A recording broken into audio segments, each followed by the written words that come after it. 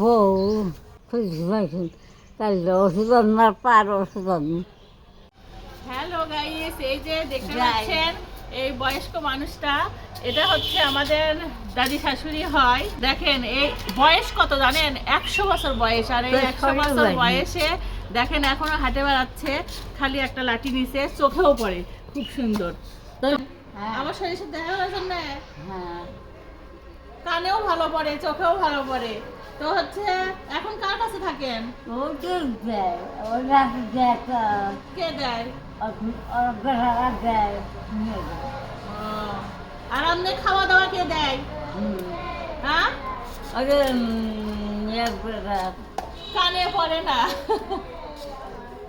জীবনের শেষ প্রান্তে দাঁড়িয়েও মানুষের বাড়ি থেকে টাকা উঠায়ে তাকে খেতে হয়। এর সমান দুঃখজনক ঘটনা জীবনে আর কি হতে পারে। বয়সে এই দাদিটা থাকে তার মেয়ের কাছে, কারণ তার কোনো ছেলে নেই। বয়স 100 বছর, আর এই 100 বছর বয়সেও কিন্তু পুরো এলাকা টুকটুক করে হাঁটে বেড়ায়, আর পুরো এলাকার সবার বাড়ি বাড়ি গিয়ে একটু একটু করে খোঁজ খবর নেয়।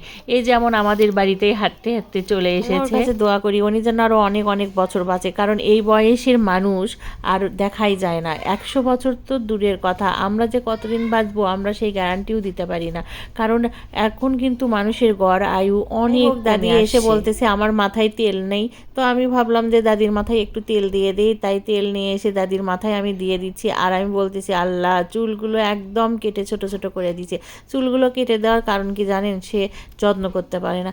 আচ্ছা, দাদি হয়তো বা চুল যত্ন করতে পারে না, তার বয়স হয়ে গেছে 100 বছর পার, তার মেয়ে আছে, তো নাতনি সবাই আছে, তারা তো একটু যত্ন করে দিতে পারতো, তাই না? দাদির মাথা আমি সুন্দর করে ম্যাসেজ করে দিলাম, দেওয়ার পরে তার মাথার চুলগুলো সুন্দর করে আমি কিন্তু মানে চিরুনি দিয়ে আশ্রিয়ে তাকে আমি একটা ঝুঁটি করে দিই। এই মানুষটাই 100 বছর সংসার, আর এই মানুষটাই তার ছেলে মেয়েকে মানুষ করেছে। এই মানুষটাই একদিন কিন্তু ছোট্ট ছিল, বয়স বাড়তে বাড়তে সে এখন বৃদ্ধ হয়ে গেছে, তার মাথার চুলগুলো পেকে গেছে, তার দাঁতগুলো পড়ে গেছে, গায়ের চামড়া একদম। সময় এই মানুষটাই আমাদের মতো সংসার করেছে, আমাদের মতো কিন্তু ছেলে মেয়ে মানুষ করেছে। আমরা কিন্তু এটা ভাবতেই পারছি না যে আমাদেরও এই বয়সে যেতে হবে, আমাদেরও অসহায় হতে হবে। নিজেকে নিয়ে, নিজের রূপ যৌবন নিয়ে কতই না অহংকার করি, কিন্তু কিছুই না, এগুলো সব আল্লাহ।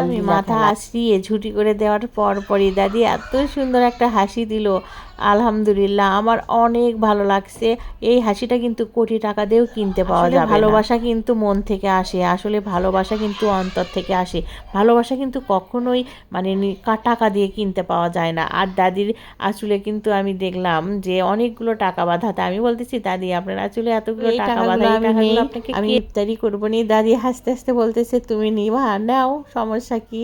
তো দাদির মনটা অনেক ভালো, তাই আমি বললাম না দাদি আমি নিব না, আমি আরও আপনাকে 100 টাকা দিব, আপনি ইফতারি কিনে খান। আপনাদের বাড়ির মা বাবা, বয়স্ক দাদা দাদি কারুর সঙ্গে কখনো খারাপ ব্যবহার করবেন না, কারণ এই মানুষগুলো হয়তো বা আর কিছুদিন বেঁচে থাকবে, যে কোনোবারই হতে পারে, কিন্তু যেহেতু তাদের বয়স হয়ে গেছে, আমরা যেহেতু জানি যে বয়স হয়ে যাওয়ার পরে একসময় হবে, তো হয়তো বা তারা একসময়, কিন্তু এই মানুষগুলোকে আর কখনো কোনো দিনও আমরা ফিরে পাবো না। আমরা যতটুকু পারি তাদেরকে সেবা করব, তারা কি খেতে চায় তাদেরকে সেগুলো নিয়ে এসে খাওয়াবো, কারণ এই মানুষগুলো হঠাৎ করেই হয়তো বা হারিয়ে যাবে।